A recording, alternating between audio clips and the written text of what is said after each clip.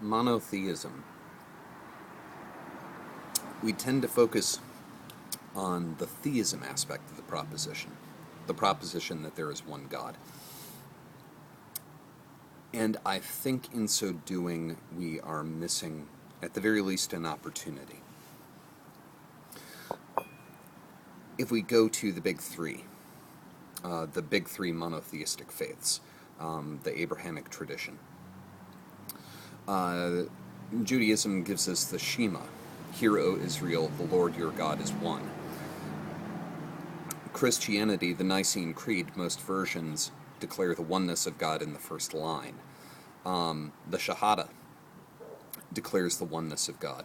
The oneness is central to the faith, and in such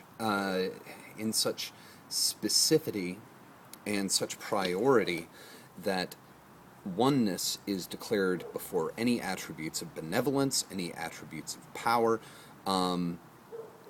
before declaration of the authorship or creatorship of the universe. Every other attribute of this proposed God figure is described or declared after declaring that they are one.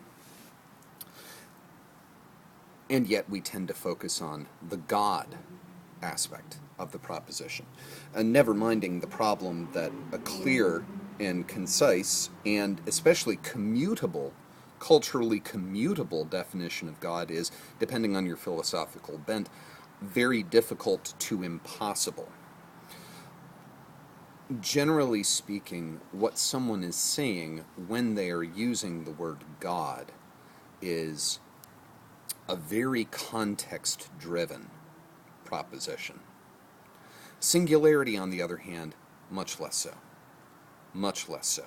And in approaching this question through that oneness, we might come to, hopefully, a slightly clearer picture.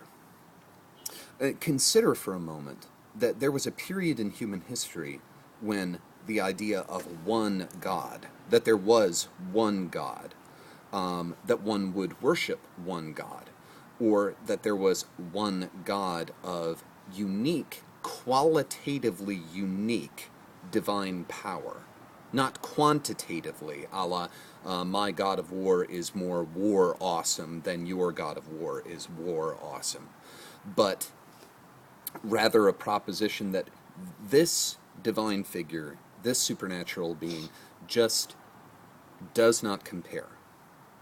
Just does not compare.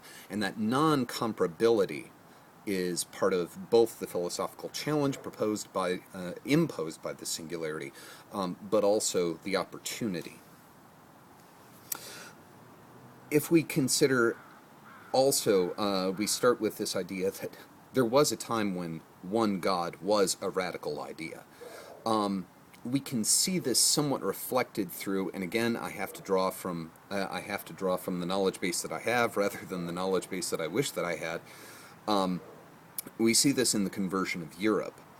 The conversion of the Germanic tribes was a true conversion.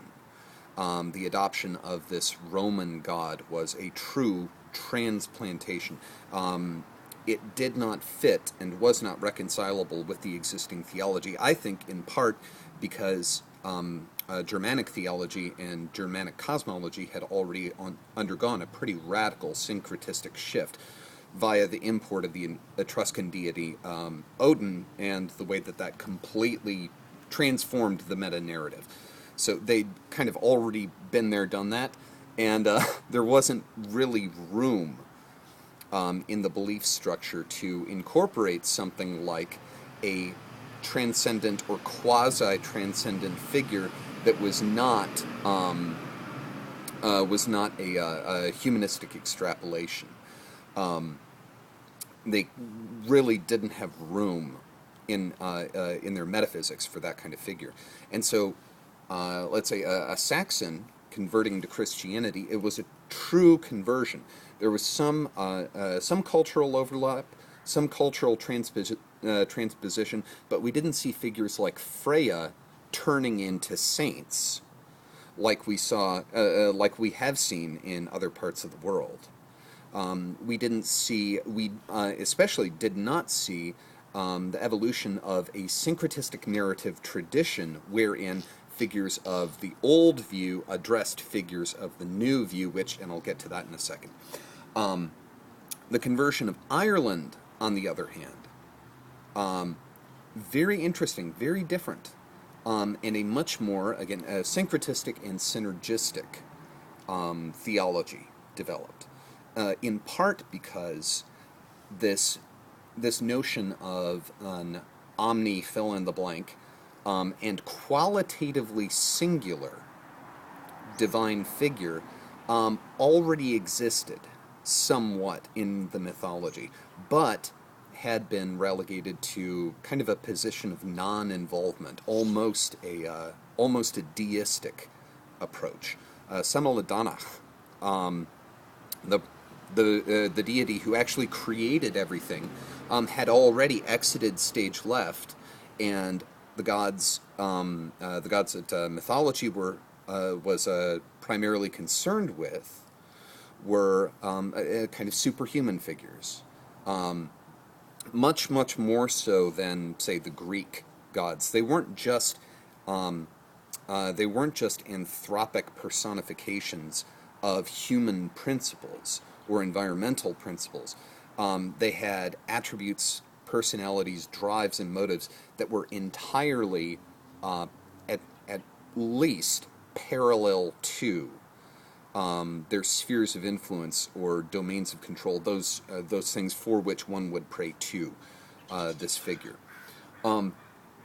So there was kind of already there was a blank space for this theology to step into, and we do see the development of a syncretistic narrative tradition. One of the most dramatic is a now traditional folktale involving the posthumous conversion of King Connor, a central figure in the Tain Boculain, also known as the Irish Iliad, in which St. Patrick, to convince a king of the truth of the message that he was delivering, calls up the ghost of King Connor. Think like King Arthur, as kind of like the parallel. It's a bad parallel, but that'll kind of get the right flavor in your mouth, I guess. Calls him up, and Cuchulainn calls him up from the dead. He is there in purgatory because they were never converted, and they testify to the truth and the holiness of St. Patrick to this king, and are granted clemency. St. Patrick, in the name of the Father, the Son, and the Holy Ghost, grants them clemency for the sins that they committed in life, and they're granted entry into heaven, and of course the king converts. But this idea where you have figures from a preceding mythology kind of rubber stamping or a signing on the dotted line to the conversion to this new mythology, this new theology, is something that we did not see further south and further east in Europe. And again, I think, I think in large part because, partly because of the political relationships between said peoples and the Roman Empire, partly because the metaphysics just was not compatible. And this isn't to say that the theology that people had in Ireland prior to Christianization was compatible, but there were significant points of metaphysical proposition where the two just did not intersect, where traditional belief structures did not comment on the propositions of this monotheistic faith. So again, we're going to be going further along with this, quite a bit further along with this, but want to kind of stagger it out in pieces. But important to understand before we get any further along, there was a time when monotheism was a radical idea, and I think we are in an era. Where we are uniquely philosophically equipped to revisit this idea of singularity.